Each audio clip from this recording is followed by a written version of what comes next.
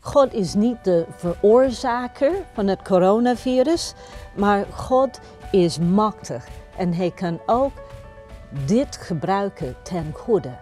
Welkom bij There is More Media.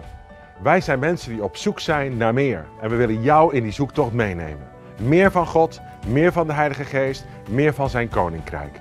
En we hebben elke keer bijzondere gasten in de studio die vertellen over hun tocht met God. En we willen jou daarin laten delen, zodat jij gaat groeien. Zodat jij ook meer gaat ontdekken en zodat je gaat ontvangen wat God jou wil geven. En we hebben een bijzondere gast in ons midden vandaag. Dat is dokter Arleen Westerhof. Zij is dokter in de scheikunde, werkte ooit voor een multinational. Maar omdat God zo nadrukkelijk sprak in haar leven, is ze zelf ook iemand geworden die de boodschap van God vertolkt voor anderen. Misschien noemen we dat wel een profeet.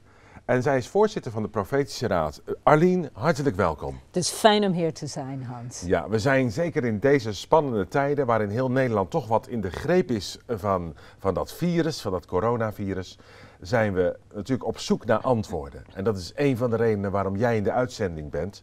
Want iedereen in Nederland vraagt zich nou eenmaal af, wat gebeurt hier nou precies? En christenen vragen zich bij uitstek af, Heer, wat wilt u hiermee? En nou, die vraag wil ik met jou graag gaan bespreken, maar allereerst het profetische verstaan van de Bijbel, het profetisch verstaan van de stem van God. Wat moet ik me daarbij voorstellen? Eigenlijk dat wij nu, vandaag, in het heden in staat zijn om de stem van God te horen. En ieder die Christus toebehoort is in staat om zijn stem te horen als individu. Natuurlijk hebben wij Gods woord, het geschreven woord, de Bijbel. Maar daarbuiten spreekt God tot een ieder van ons. En het is misschien meer het leerproces wat je nodig hebt om dat te leren onderscheiden. Wat Gods stem is en wat van jezelf is. Ja, inderdaad. Ja.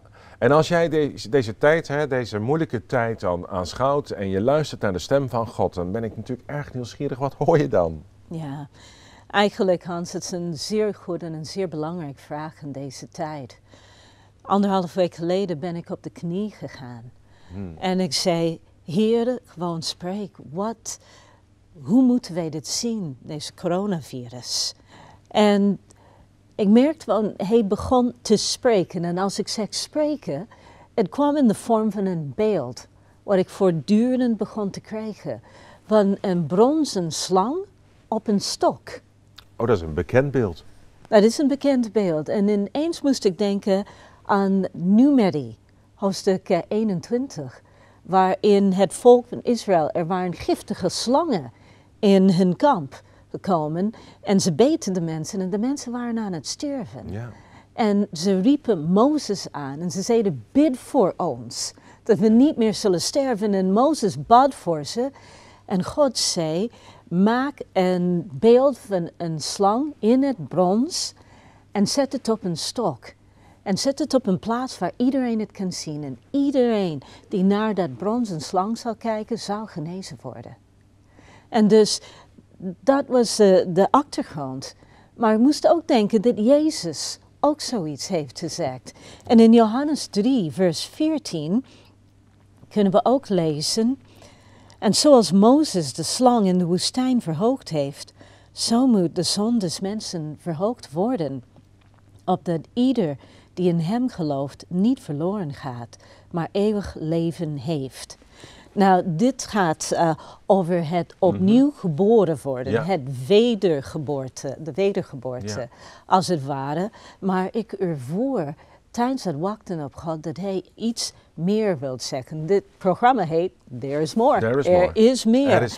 En hij was bezig om iets meer te zeggen. En dat is dat voor ieder die bang is, voor ieder die dat niet meer weet, gewoon we kunnen ons richten op Jezus. Omdat Jezus is degene die voor ons gestorven is. En hij is niet alleen ons redder, maar hij is ook ons geneesheer. Dus eigenlijk zeg je dat beeld van die slang in het Oude Testament, waardoor het volk genezing vond als ze daarnaar keek, dus gehoorzaam was aan wat Mozes hen geboden had. Dat is eigenlijk een voorafschaduwing, een voorbeeld van Jezus die ook verhoogd is. En op dit moment zeg je eigenlijk tegen een ieder die bang is of die ziek is, of misschien wel allebei, kijk naar Jezus. Want hij is verhoogd. En hij heeft alle macht. Ja. En hij is degene die geneest. Inderdaad. Wat mooi. Soms is angst een Ja. geest, soms niet. Nee, Omdat er is nee, een nee. natuurlijke angst. Bijvoorbeeld, je steekt je hand niet in het vuur omdat Nee. je weet, Ja. dus dat is een Of je gezond schrikt ergens iets. voor, en dat is ook terecht, want zo ben je gemaakt. Ja, dus niet iedere angst is geestelijk.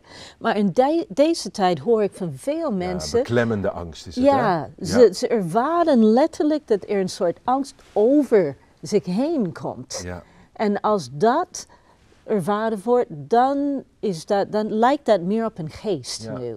Maar hoe moet ik nou omgaan als ik zelf dus die angst ervaar? Als ik dat als een beklemming ervaar, wat moet ik dan precies doen? Wel, wat ik doe elke dag, is ik pak letterlijk het woord van God en ik ga hardop lezen vanuit de psalmen. Oh, wauw. Omdat daar zie ik gewoon elke emotie, gewoon die ik kan bedenken, van angst Ja. tot extreem blijdschap, en ik lees dat hardop. En dat helpt mij om mijn gedachten op Jezus te richten. Ja. En als je dan deze tijd duidt, want ik ben nog steeds ook een beetje op zoek van, oké, we zitten nu in een crisis, misschien komt er een economische crisis zoals we nooit eerder meemaakten overheen. Hoe moeten we ons als christenen op dit moment opstellen? Want we hebben natuurlijk last van angst, we denken zelf ook van, als we het maar niet krijgen, of we vinden het niet fijn als onze kinderen nu in de supermarkt of de apotheek werken. Hoe moeten we ons opstellen? Ik denk dat heel veel mede-christenen die vraag wel hebben. Als christenen mogen we hoopvol zijn. Omdat de Bijbel zegt gewoon, Ja. we hebben een hoopvol toekomst. De landen zijn aan het schudden. Dat is heel duidelijk. Er zijn 2 stukken die meteen naar boven komen als we denken aan schudden. Eén is Haggai, hoofdstuk 2, vers 6 en 7. En ook Hebreeën, hoofdstuk 12, vers 26 en 27. Ze hebben het alle 2 over het feit dat op een gegeven moment de landen zullen schudden. Ja. God is niet de veroorzaker van het coronavirus, maar God is machtig. En hij kan ook dit gebruiken ten goede. En wat zegt het in die 2 stukken? Eigenlijk, hij is dingen aan het toestaan om te schudden, zodat de dingen die niet van hem zijn, die vallen weg. En dat geldt dus voor ons individueel, ook als christenen. Klopt. En natuurlijk voor niet-christenen. Dus we gaan aan een heleboel afsterven, om het maar even zo te zeggen. En alle afgoden die we misschien toch ook wel hebben toegestaan. Maar het heeft ook een bredere reikwijdte. Dus we zijn allemaal wel een beetje onder de indruk van wat voelt als een aanval op onze gezondheid, als een aanval op onze economie. En al die dingen die geschud worden, zoals je dat al eerder vertelde. Maar hoe gaan we nou in de dagelijkse praktijk gewoon, ik in mijn huiskamer of misschien wel als voorganger van een gemeente die je nu niet eens kunt zien en waar heel veel online moet gebeuren, hoe gaan we ermee om? Eigenlijk wat wij aan het doen zijn nu, met het proberen te luisteren naar Gods stem, deze situatie heeft ons allemaal overvallen. Ja. En dus wat mijn man en ik nu doen, is wij gaan samen vaker op de knie. Om te zeggen, Heer, wat moeten we doen? Spreekt. En zo eenvoudig is het. Ik ken jou als, niet alleen als een hele slimme, intelligente vrouw, maar ook als iemand die uitermate profetisch is en ook heel veel te zeggen heeft. Nationaal en internationaal. Maar het allerbelangrijkste is, je luistert naar de stem van de Heilige Geest. En zou jij voor ons en voor de mensen thuis willen bidden en ook profetisch willen spreken? Ja. Heere God, we danken u dat u hier aanwezig bent. En we danken u dat u een God van liefde bent. En Heer, op dit moment, bid voor een ieder die in de baan van de angst zit. En Vader, ik ontkracht de angst over ons levens en over ons land nu in de naam van Jezus. Omdat Heer uw woord zegt, vrees niet. En dus Vader, ik bid voor uw vrede over een ieder die angstig is. Ik bid voor uw vrede over een ieder die zorgen maakt. Over hoe gaat het morgen verder? Hoe gaan wij als land morgen verder? En eigenlijk wat ik ontvang, terwijl ik aan het wachten op de Heer ben, is God houdt van u. God houdt van u, hij houdt van uw gezin. En ik zie dat wat nu aan het gebeuren is mensen, ook mensen die niks met God te maken willen hebben, ze zijn nu aan het nadenken over, er moet meer zijn. Er moet meer zijn tussen hemel en aarde. En wat ik zie is dat God ons als land aan het voorbereiden is op een grote aantal mensen die naar hem toe zullen komen, die God zullen leren kennen in dit land, die opnieuw gered zullen worden. God is niet klaar met Nederland. En God houdt van Nederland. En daarbij wil ik u zegenen als u luistert. Dit is niet een oordeel van God zozeer, maar God gaat dit gebruiken, ook om ons als land terug bij hem te brengen. En velen zullen ontdekken wie hij is. En Heer, we danken u voor uw woord.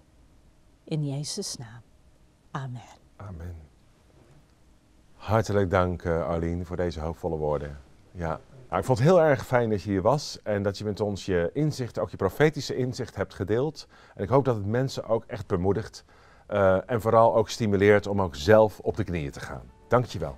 Graag gedaan. Bij There is More Media nodigen wij gasten uit die ons laten delen in hun tocht met God en wat zij van dat meer hebben ontdekt. Ik wil je graag uitnodigen om je te abonneren op ons YouTube-kanaal en zo onderdeel te worden van deze beweging. There is More.